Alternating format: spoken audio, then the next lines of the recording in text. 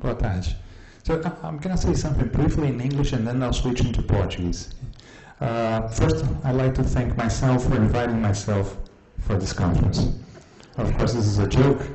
I'm just filling in a spot because someone had to give up in the last minute, and I'm filling in for someone else.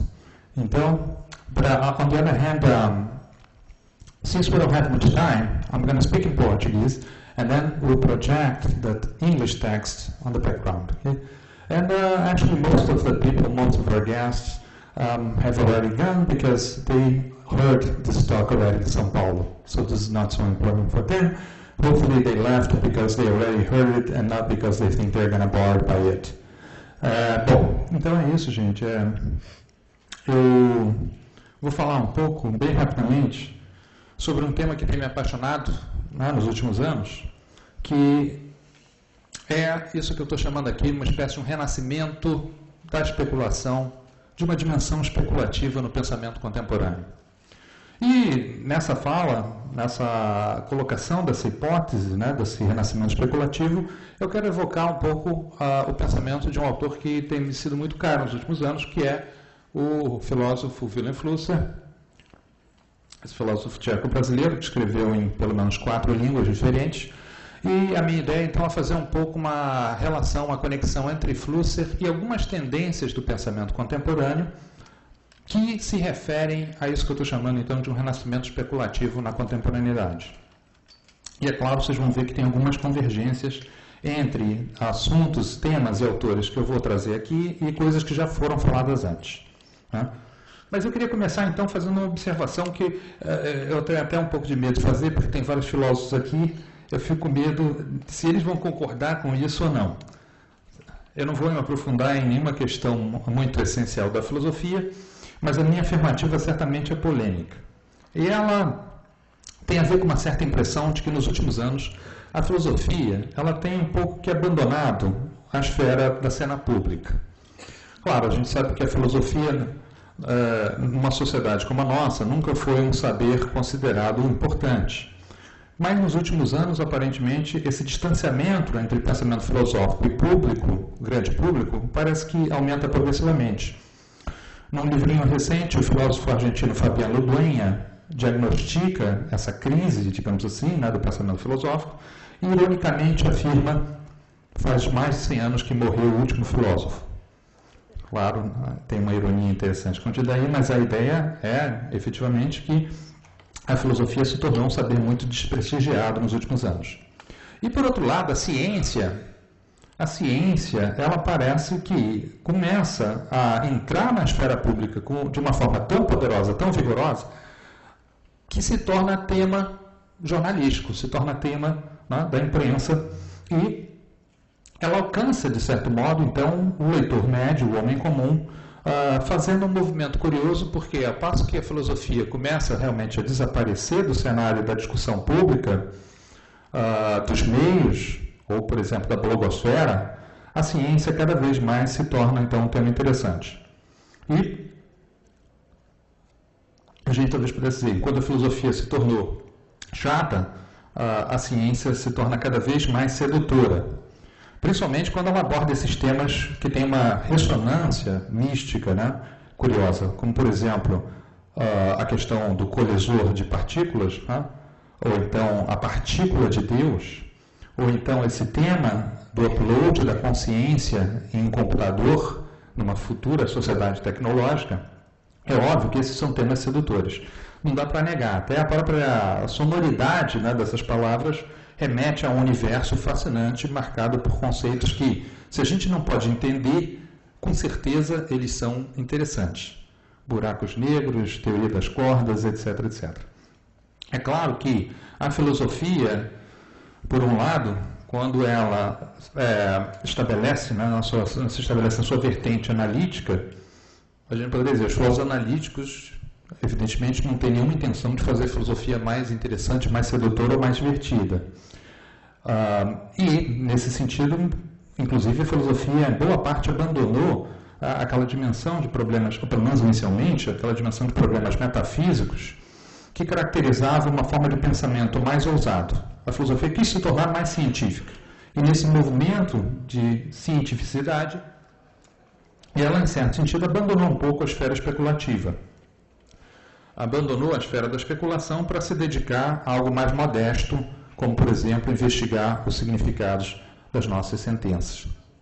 Mas pode ser que hoje esteja acontecendo realmente uma mudança interessante no pensamento. E aqui algumas pessoas falaram desse tema, de o que a gente talvez possa chamar de um movimento muito difuso de filósofos jovens, que tem nos últimos anos se empenhado nisso que tem sido chamado, por exemplo, de realismo especulativo. Então, para mim, essa palavra especulativo é aqui a dimensão interessante desse pensamento que eu quero abordar. Evidentemente, não quero entrar em detalhes sobre isso, não vai dar tempo, mas a gente poderia dizer que nesse movimento especulativo a gente encontra exemplos de um fazer filosófico que é extremamente imaginativo. Por exemplo, Quentin Meillassoux, esse filósofo francês que foi citado por várias pessoas aqui, na sua tese de doutorado, ainda não publicada, se chama De l'inexistence divine, da inexistência divina, ele propõe uma ideia que parece quase que ficção. Ele diz, é verdade, Deus não existe, mas, apesar disso, pode ser que Deus venha a existir. Então, constrói toda uma filosofia baseada na possibilidade desse Deus inexistente vir a se manifestar. Esse tipo de coisa são exemplos disso que eu tenho chamado aqui essa dimensão especulativa e que muitas vezes parece que tem uma dimensão quase que também ficcional. Além disso, é claro, todos esses filósofos são usuários maciços de tecnologias digitais para divulgar seus trabalhos. São pessoas que usam a blogosfera ostensivamente. Ou seja, criam uma nova arena de discussão pública na internet para criar seus debates, para desenvolver suas ideias, etc, etc. Então, tudo isso é muito interessante. Talvez aponte para um movimento em que a filosofia começa a se reaproximar um pouco da esfera dos debates públicos e da vida cotidiana das pessoas. E a hipótese que eu quero desenhar aqui, então, é a hipótese de que, juntamente com esse movimento, né, de uma reentrada da filosofia numa cena de um debate mais público, tem essa dimensão metafísica, essa dimensão especulativa nesse tipo de filosofia. E o que eu queria mostrar é que um autor como Flusser, por exemplo, que escreveu nos anos 80 e 90, boa parte da sua obra, em alguns aspectos antecipa ou trabalha temas que têm muito a ver com esse renascimento especulativo do pensamento contemporâneo. Então, é claro, isso daqui é um exercício muito especulativo, muito imaginativo, tenta traçar alguns cenários futuros, mas se para vocês soa um pouco exagerado falar em renascimento da especulação, eu queria convocar o testemunho de duas historiadoras da ciência, pessoas absolutamente insuspeitas para falar sobre isso, que são a Lorraine Daston e a Catherine Parkes, num livro muito interessante chamado Wonders and the Order of Nature, onde elas dizem o seguinte: nos últimos 20 anos tem se visto um profundo questionamento das ideias de ordem, racionalidade e bom gosto, hierarquias tradicionais do importante e do essencial, que pareciam autoevidentes aos intelectuais desde as origens da moderna República das Letras, no final do século XVII. A maravilha e as maravilhas, essa palavra, aliás, é maravilhosa, wonder, ascenderam à proeminência numa onda de suspeita e autodúvida que se refere aos padrões e sensibilidades que por longo tempo os excluíram, e muitas outras coisas, das empresas intelectualmente respeitáveis. Então, assim, o que elas querem dizer com isso? É um livro muito interessante porque elas mapeiam como, na passagem, por exemplo, do século XVII para o século XVIII, o declínio da ideia da paixão, wonder, espanto, como uma afecção que era importante para o homem da ciência. Quer dizer, o cientista moderno, ele se caracteriza como aquele para o qual a paixão deve ficar de lado, o espanto, a maravilha não são componentes da empresa científica. Mas, obviamente, quando a gente se remete a um sistema de conhecimento, por exemplo, barroco, um sistema de conhecimento característico do século XVII, por exemplo, esse elemento da paixão e do espanto era absolutamente fundamental. Ele tem muito a ver, inclusive, com um dispositivo tipicamente barroco, talvez você já tenha ouvido falar nisso, eram as famosas câmaras de maravilhas, em alemão Wunderkammer. Essas câmaras de maravilhas eram salas, ou então pequenas caixas de madeira, onde se colocavam lado a lado objetos estranhos que não eram classificados por nenhuma ordem racional, não tinha sentido nenhum. Nesse sentido, eles eram até algo próximo daquela ideia que o Foucault coloca nas Palavras e as Coisas, quando ele fala da famosa enciclopédia chinesa, que cataloga os animais sem nenhuma lógica racional, mas que é extremamente poética, né? Porque existem animais que se agitam como loucos, os animais foram pintados com um pincel de pelo e assim por diante. Então, esse tipo de lógica não racional é aquilo que guiava a ideia do gabinete de curiosidade, da Câmara de Maravilha. Tudo aquilo que provoca a sensação do espanto, tudo aquilo que provoca o maravilhamento. Quando, por exemplo, a Anna Munster, que é uma grande crítica da cultura digital, ela relaciona o barroco com a estética digital contemporânea, ela aponta para esse peculiar traço epistemológico que fazia parte da visão de mundo barroca. E ela diz assim, cito, o barroco pode ser visto como um tipo de máquina de guerra particular, uma máquina de guerra artística, científica e cultural, que está em confronto com o programa da ciência clássica. E, obviamente, quando os gabinetes de maravilhas entram em declínio, o que acontece? São substituídos pelos museus modernos. E nos museus modernos, o que vigora é uma lógica classificatória científica, racional, segundo aquilo que a gente está acostumado a considerar como científico. Isso é interessante porque a gente pode, inclusive, apontar em Wilhelm Flusser esse fascínio com o barroco que ele tinha como uma relação que se estabelece no pensamento dele com essa dimensão da maravilha, do espanto. Tem um manuscritozinho do Flusser, inédito, nunca foi publicado, se chama Do Barroco. E nesse manuscrito, o Flusser oferece uma definição muito interessante, muito poética do que é o barroco. E ele diz o seguinte, o gesto barroco é uma pose, o barroco é um fazer de conta, é um teatro, o teatro, é claro, é uma figura profundamente barroca, no qual a razão desempenha vários papéis no cenário da natureza e no qual o nada opera como o seu pano de fundo. O barroco é uma busca desesperada por um centro perdido, pois é uma busca falseada, uma busca farsa.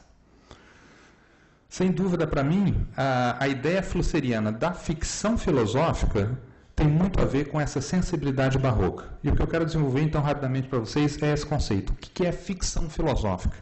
Essa proposta que me parece que tem uma ressonância interessante com movimentos do pensamento contemporâneo.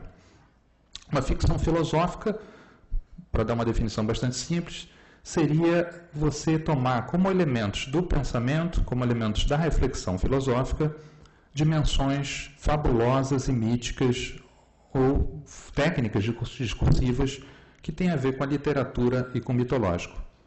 A Paola Bozzi, uma grande especialista italiana na obra do Flusser, tenta explicar essa noção com uma outra muito mais familiar para nós, que é a noção de experimento mental.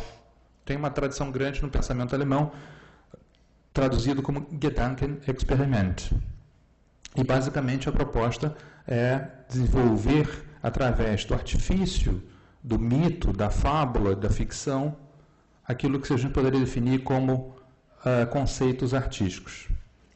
Ou seja, a ficção filosófica, ela repousa na nossa capacidade de fingir, de imaginar cenários possíveis, com a finalidade de enriquecer o conhecimento através da fantasia. E ela sempre parte da questão, que em inglês seria what if, né? E se? Ou como Flusser, por exemplo, colocava nos textos dele, suponhamos que, angenommen, que é inclusive o título de um livro do Flusser.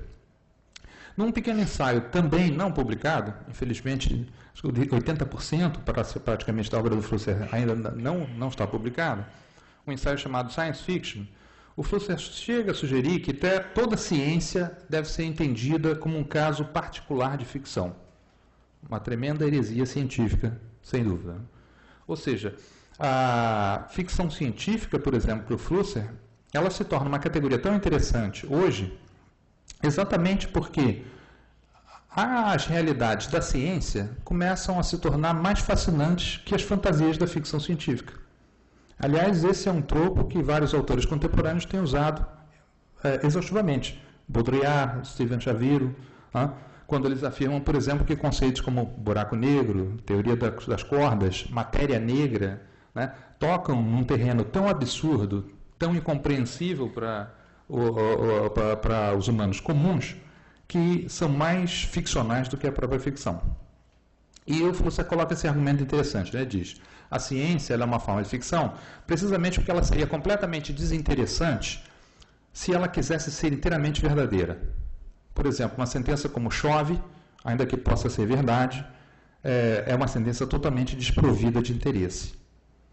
Ou seja, para o Flusser, o conhecimento ele é uma função do interesse, tem uma dimensão aí estética, perturbadora, que deve ser associado com o conhecimento científico para que ele produza novidade. Em certo sentido, também é uma concepção cibernética. Né? Quer dizer, quanto mais improvável é uma informação, quer dizer, quanto mais improvável é uma frase, mais informação ela tem, mais dimensão de novidade ela tem. E, finalmente, então, o Flusser sugere uma peculiar teoria do conhecimento que se aproxima da verdade a partir do seu oposto. Se aproximar da verdade a partir do seu oposto. O objetivo dessa teoria é produzir proposições que são crescentemente improváveis e absurdas, de modo a se chegar ao coração do problema através do seu extremo oposto. Mas, além disso, a ficção filosófica ela não visa somente desenvolver novas ferramentas para a teoria e para o conhecimento, mas também produzir um tipo de conhecimento que é sempre ligado ao futuro, ou seja, é uma espécie de futurologia. Porque a ficção filosófica ela busca antecipar realidades futuras, ela busca prever cenários futuros, criando ficções que seriam não apenas tentativas de antecipar o futuro, mas inclusive tentativas de materializar o futuro nessa relação da teoria com a realidade, nessa relação da ficção com a realidade. E a ficção filosófica mais famosa de Wilhelm Flusser, sem dúvida nenhuma, é esse livro estranhíssimo, que eu não sei se vocês já viram ou já ouviram falar, que se chama Vampirotoites Infernalis, escrito em parceria com o artista francês Louis Beck, um dos pais da arte biológica, no qual o Flusser basicamente compara o humano com essa criatura estranha, que é o protagonista da fábula dele, cujo nome traduzido em português significa a Lula, vampiro do inferno. Eu acho que o livro vale a pena ler só por causa do nome da Lula. O resto até é acessório. E nesse livro, inclusive, ele desenvolve todo um raciocínio por que a humanidade estaria, em certo sentido, se tornando vampiromórfica. Na sua relação com as tecnologias digitais, com as tecnologias contemporâneas, o homem estaria cada vez mais rompendo as fronteiras entre natureza e cultura. Essa distinção começa a não fazer muito sentido e o homem se tornaria, então, vampiromórfico. Não vai dar tempo agora de desenvolver por que isso, né? Por que essa criatura, o Vampirotoides Infernalis, tem essa relação interessante no pensamento do Flusser, mas, de repente, nas perguntas sobre o tempo a gente pode falar disso. Bom, por que eu acho que isso é interessante? Por que eu acho que isso tem muito a ver com algumas vertentes do pensamento contemporâneo? E aqui eu vou, bastante resumidamente, nessa segunda parte da minha fala, fazer algumas analogias com momentos específicos de pensadores e obras contemporâneas. Em primeiro lugar, eu queria fazer uma aproximação com uma proposta que apareceu nos anos 90 e foi desenvolvida no âmbito de um grupo de estudos muito polêmico na Inglaterra chamado Cybernetic Cultures Research Unity, e particularmente por um filósofo inglês chamado Nick Land. O Nick Land desenvolve no pensamento dele um conceito que ele chama de hiperstição, hyperstition. E, para o Nick Land, a hiperstição seria ficção que se torna viagem no tempo, um método para prever o futuro. Aliás, um bom exemplo que Nick Land mesmo dá do que seria hiperstição seria a palavra ciberespaço, uma palavra que a gente sabe que tem origem numa obra de ficção, que é o romance do William Gibson, Neuromancer, que não só antecipa, em certo sentido, a internet, mas também dá à internet um termo que durante muito tempo serviu para caracterizar a internet, que é o ciberespaço, cyberspace. Numa entrevista feita com o Nick Land, em que o entrevistador, coitado, pede que o Nick Land dê uma definição mais clara do que significa hiperstição, a definição é absolutamente críptica e obscura, diz o Nick Land sobre hiperstição. Hiperstição é um feedback positivo de curto-circuito, incluindo a cultura como componente. Pode ser definido como a tecnociência experimental das profecias que se autorrealizam. Superstições são meramente crenças falsas, mas as hiperstições, pela sua própria existência como ideias, funcionam casualmente para trazer à tona a sua própria realidade. A economia capitalista é extremamente sensível à hiperstição, onde a confiança age como um tônico efetivo e inversamente. A ideia ficcional do ciberespaço contribuiu para o influxo de investimento que rapidamente converteu essa ideia em uma realidade tecnosocial. E o Land aplica essa ideia de hiperstição a vários textos dele, que são, na verdade, eu acho que a gente poderia dizer, ficções filosóficas. Num texto, por exemplo, chamado Origens do Clube Cthulhu, ele imagina uma reflexão sobre a relação entre ficção e realidade através de um diálogo entre dois personagens. E a certa altura, um desses personagens, o capitão Peter Visparov, ele brinca com essa ideia de ficções que se tornam verdadeiras.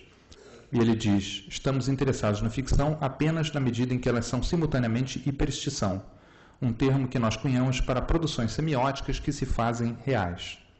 Então tem algo aí de interessante nessa conexão entre ficção e realidade. O pensamento, a filosofia, a ficção, a literatura, em vários momentos antecipam ou então produzem, em certo sentido, as realidades que caracterizam o nosso mundo cotidiano.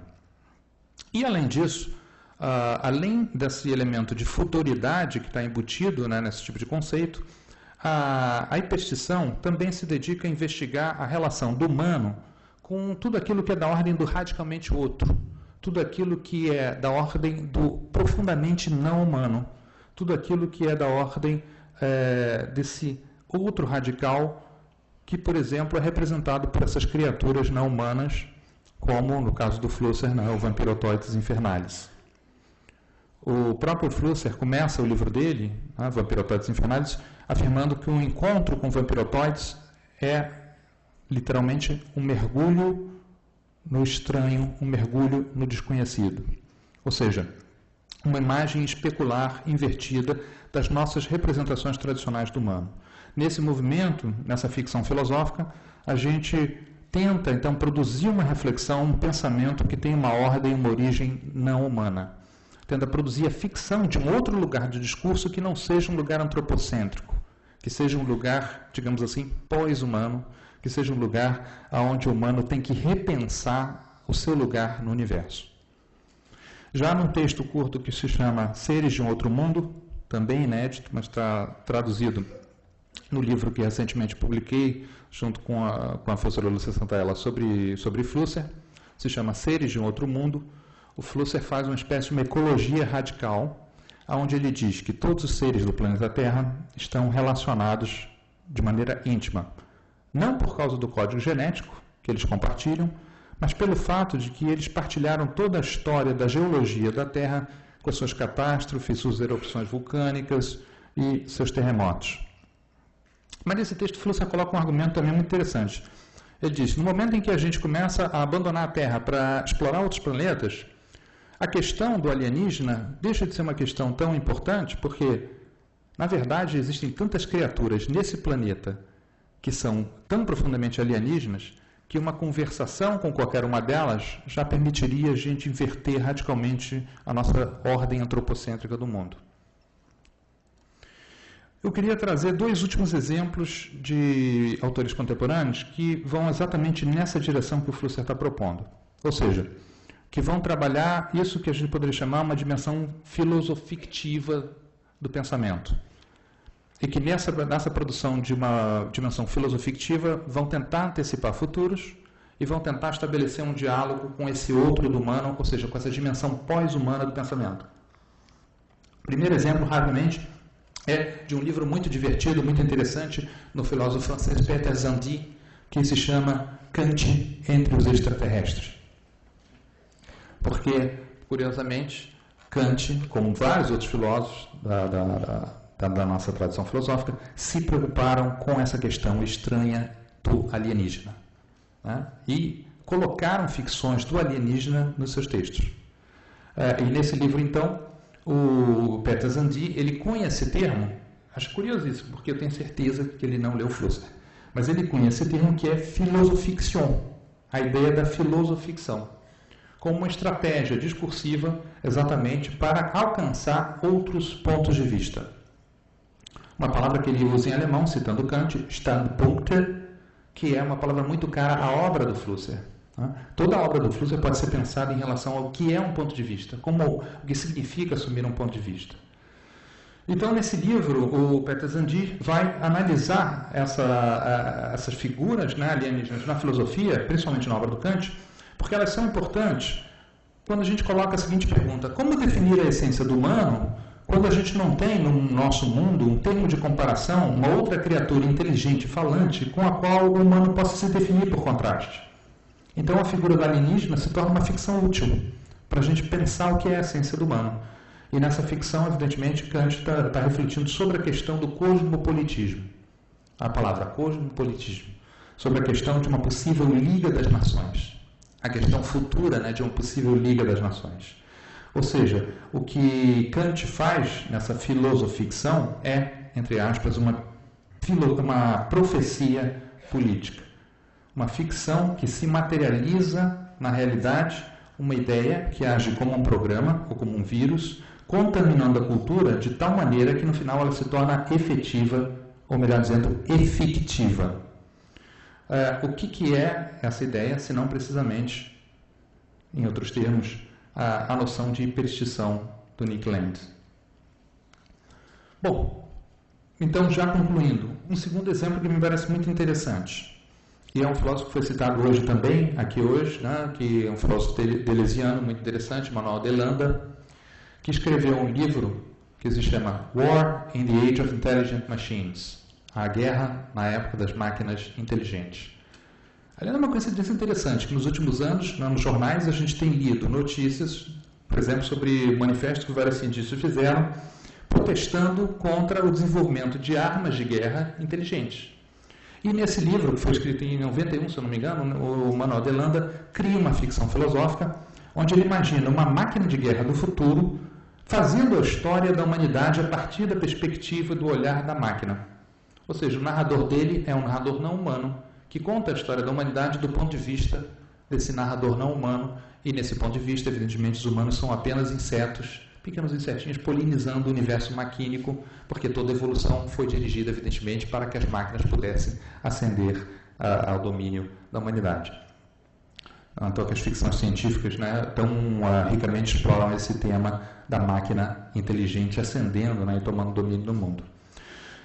E o que Manuel Delanda propõe nesse livro, então, é exatamente uma espécie de ficção filosófica na qual ele reconta toda a história da humanidade a partir de um ponto de vista radicalmente inumano ou pós-humano. Aliás, ele faz isso também muito bem num outro livro que se chama 1000 anos de história não linear, aonde, em vez de contar a história no sentido tradicional, da história como narrativa humana, ele conta uma história que não produz diferença nenhuma entre o que acontece na natureza e o que acontece no reino do sentido humano. Ou seja, uma história onde o clima, as pedras, a evolução geológica são tão ou mais importantes do que as aventuras do espírito humano. Nesse sentido, é uma história profundamente pós-humana. Se desse tempo, a gente falaria sobre isso, mas não vai dar. Eu acho que é uma história muito próxima também da proposta benjaminiana, né, Walter Benjamin, de fazer uma história que ele chama uma história do Unmensch, uma história contada não a partir do ponto de vista de um narrador humano, mas contada a partir desse lugar ideal de um outro, de uma figura, né, que cria um pensamento que não é da ordem humana.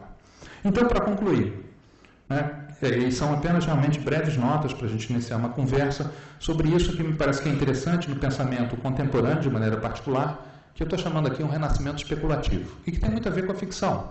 Até porque vários dos autores que foram citados aqui hoje, eles evocam, né, largamente o universo da ficção para produzirem, né, suas reflexões filosóficas. Autores como, por exemplo, Jorge Luiz Borges, que sempre foram queridos, né, da filosofia, mas mais do que nunca, por exemplo, H.P. Lovecraft, né, o escritor norte-americano que se tornou uma espécie de Hölderlin dessa nova filosofia do realismo especulativo. Bom, para concluir então, a gente poderia dizer que para o Flusser, evidentemente tem que fechar o círculo, né, voltando a ele, a fábula do Vampirotoides Infernalis é o que ele chama de uma exploração dos potenciais não realizados no interior do humano. Ou seja, é um exercício imaginativo naquilo que o homem pode ser. Aquilo que, por exemplo, um filósofo como Peter Sloterdijk vai chamar da potência natal do humano. Ou seja, nossa abertura essencial, a nossa capacidade de nos recriarmos continuamente, não só pela tecnologia, mas na própria esfera do pensamento, produzindo outros mundos possíveis que não apenas esse que a gente já conhece na nossa vida cotidiana. E nesse sentido, a ficção filosófica, diz o Flusser, ela trabalha como modelo mítico. Mas é um mito que parece se tornar cada vez mais real à medida que o futuro se aproxima. É um mito que talvez tenha alguma relação com aquela ideia que a Donna Haraway, por exemplo, coloca no seu manifesto Ciborgue, quando ela afirma que o mito do ciborgue não é apenas um mito, uma ficção, uma figura da ficção, mas é também uma narrativa política útil para repensar as dualidades segundo as quais a gente caracterizou a experiência do sujeito na nossa época. Então, mais do que ser apenas um complemento do humano, Vampirodoides, essa figura maravilhosa do livro do Flusser, representa um encontro com o nosso outro radical, com os limites sombrios da nossa própria razão.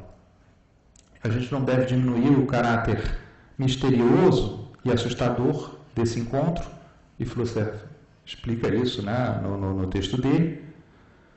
E ele termina uma das versões, porque ele escreveu esse texto em 3 línguas, pelo menos, português, alemão e francês, cada versão é diferente. Então é interessante a gente ler as versões e comparar, né, como é que ele opera essa passagem entre diferentes línguas, também como pontos de vista, né, diferentes standpunkte, né, diferentes pontos de vista. E ele diz assim: Vampirodoides é o nosso inferno, Vampirodoides infernalis. O resto dessa fábula será um convite para uma jornada ad inferos, Aqueronta movebo. Essa é a versão do manuscrito em português. E, paradoxalmente, pode ser precisamente dentro dessas profundezas infernais, o Vampirodoides vive nas fossas, né, abissais, na escuridão total, pode ser precisamente nessas trevas infernais que nós devemos olhar por um caminho para fora da crise na qual nós nos encontramos hoje. Procurar a verdade a partir do seu oposto, alcançar o céu pela via do inferno, pensar o humano a partir do seu extremo, repensar o humano a partir de um pensamento não humano. Obrigado.